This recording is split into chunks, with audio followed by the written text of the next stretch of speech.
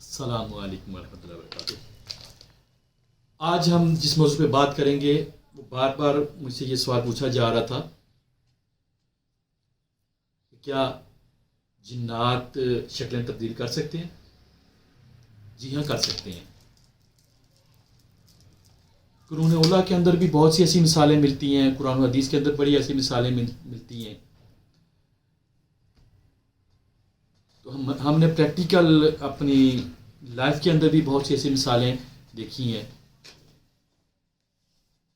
تو ترتیب سے ہم آپ کو بتاتے ہیں کہ جنات کبھی بھی اپنی اصلی شکل میں سامنے نہیں آ سکتے، اللہ کا ان کو حکم ہی نہیں ہے۔ وہ ہمیشہ آپ کے اگر سامنے آئیں گے تو وہ شکل تبدیل کر کے آئیں گے۔ ایسے بڑے واقعات ہم نے پریکٹیکل بھی دیکھے ہیں، لیکن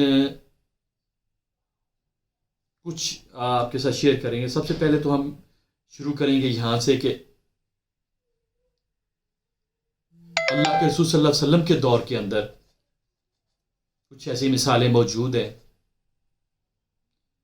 جیسے کہ جنگ بدر کے اندر سراقہ نامی ایک شخص تھا، اس کی شکل میں شیطان ابلیس خود آیا اور وہ مشرکین مکہ کے ساتھ مل کر اللہ کے رسول صلی اللہ علیہ وسلم کی جماعت کے خلاف لڑتا رہا، حتیٰ کہ جبرائیل علیہ السلام جب اترے تو اس نے جب فرشتوں کو دیکھ لیا تو بھاگنا شروع ہو گیا۔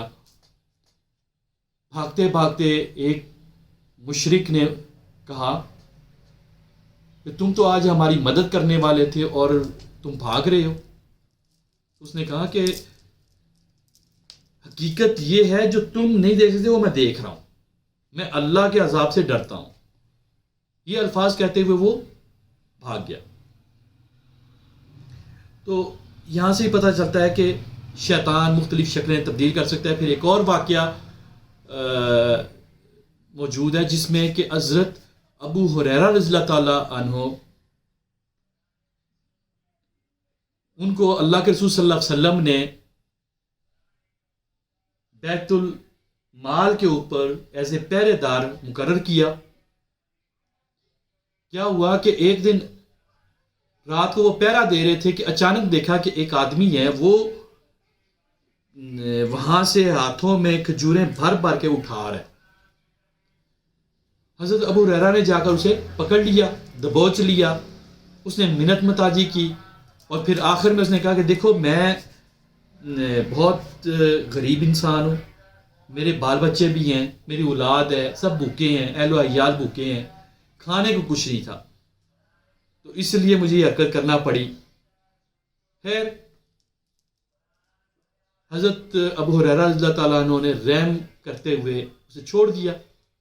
صبح یہ واقعہ اللہ کے رسول صلی اللہ علیہ وسلم کے گوش گزار کیا تو اللہ کے رسول صلی اللہ علیہ وسلم نے فرمایا کہ وہ پھر آئے گا۔ کہا اللہ کے رسول وہ مجھ سے وعدہ کر کے گیا، اب نہیں آتا۔ رات پھر ہوگی، رات کو پھر وہ آ گیا اور وہی معاملہ کیا، غریب ہوں، چھوٹے چھوٹے بچے ہیں، بھوکے ہیں۔ پھر یہ واقعہ اللہ کے رسول صلی اللہ علیہ وسلم کو جب بتایا گیا تو اللہ کے رسول صلی اللہ علیہ وسلم نے فرمایا وہ پھر آئے گا۔ اب تیسری رات ہے اور یہی معاملہ ہوتا ہے کہ وہ آدمی پھر آتا ہے، وہ کہتا ہے کہ حضرت ابو ہریرہ نے پھر پکڑ لیا، جب پکڑ کے اب نہیں چھوڑوں گا۔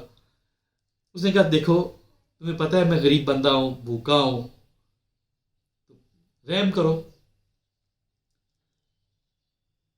صحابہ کرام ایک نرم دل رکھنے والی جماعت تھی، دنیا کے اوپر بلکہ کائنات میں سب سے خوبصورت جو جماعت ہے نا نرم دل رکھنے والی، وہ صحابہ کرام تھے۔ اور اللہ کے رسول صلی اللہ علیہ وسلم کی تربیت بھی اس میں شامل تھی، پلس اللہ رب العزت نے ان لوگوں کو چنا اس لیے تھا کہ وہ بیسیکلی انسانیت کے لیے بڑا نرم گوشہ رکھتے تھے۔ چھوڑ دیا، جب چھوڑ دیا تو وہ اللہ کے رسول صلی اللہ علیہ وسلم کے پاس وہ پیش ہوئے تو نبی پاک صلی اللہ علیہ وسلم مسکرا کر کہنے لگے سناؤ تمہارے قیدی کا کیا حال ہے؟ کہا اللہ کے رسول آج پھر آیا تھا، تو لیکن آج وعدہ کر کے گیا، اب نہیں جائے گا وہ۔ اور وعدہ کرتے ہوئے اس نے مجھے ایک بات بتائی ہے.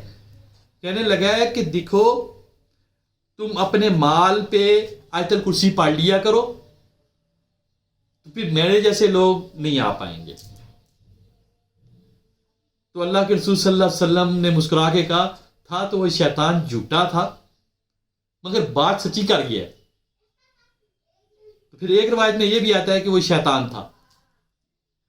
مختصر یہ کہ وہ ایک جن تھا جو انسانی جسم لے کر آیا ہوا تھا اور وہاں سے چوری کر رہا تھا. تو یہ ممکن ہے. ایسے بہت سے واقعات ہمارے پاس آتے رہتے ہیں. جیسے کہ کئی مریض آتے ہیں وہ ہمیں بیان کرتے ہیں کہ جی ہم گھر میں رقم رکھتے ہیں چوری ہو جاتی ہے اور گھر سے بہت سی چیزیں چوری ہو جاتی ہیں. ان چیزوں کو جب ہم نے دیکھا پھر اس پہ جب ہم نے رقیہ وغیرہ کیا تو پھر بہت سے گھروں سے وہ جب جین اسیب کو ہم نے پکڑ لیا اس کے بعد وہ چوری کا سلسلہ رک گیا. اس لیے چوری بھی کر سکتے ہیں, یہ ایسی حرکتیں کر سکتے ہیں. پھر ایک اور واقعہ ہے کہ غالباً غزوہ خندق سے واپسی پہ ایک صحابی رسول تھے.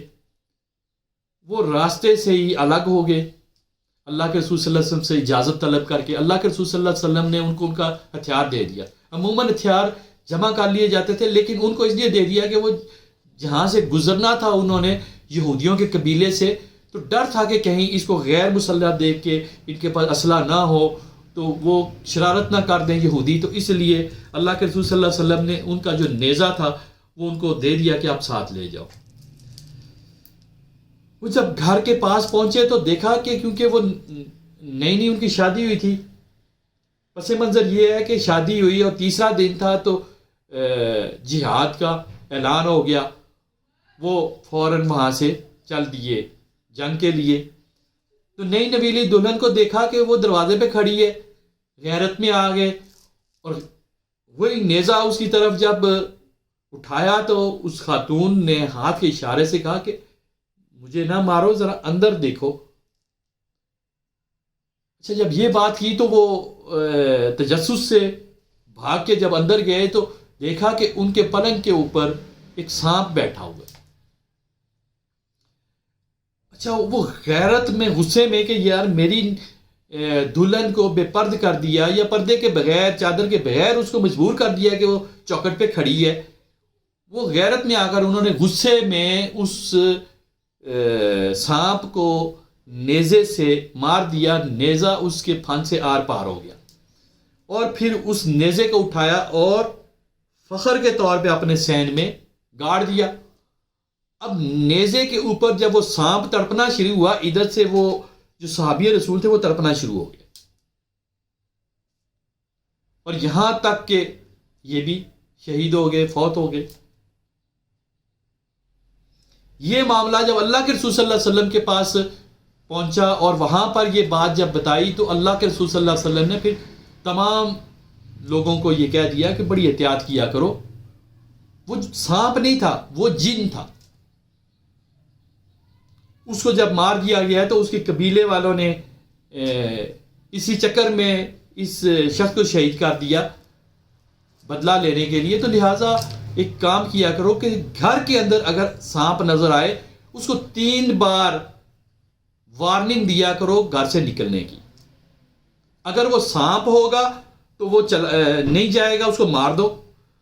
اگر وہ سانپ کی صورت میں جین ہوگا تو وہ وارننگ سے چلا جائے گا.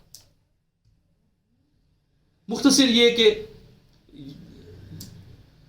ہمیں ان واقعات سے پتہ چلتا ہے کہ حقیقت میں جنات اپنی شکلیں تبدیل کر سکتے ہیں اور عموماً ہمارے پاس بہت سے ایسے واقعات ہمارے سامنے آتے رہتے ہیں. جیسے کہ ایک فیملی کا میں نے علاج کیا, ان کے بڑے پرابلمز تھے اور ان کو یہ کہا گیا تھا کہ یہاں پر کوئی بزرگ ہیں گھر میں تو یہاں دیا جلا دیا کریں.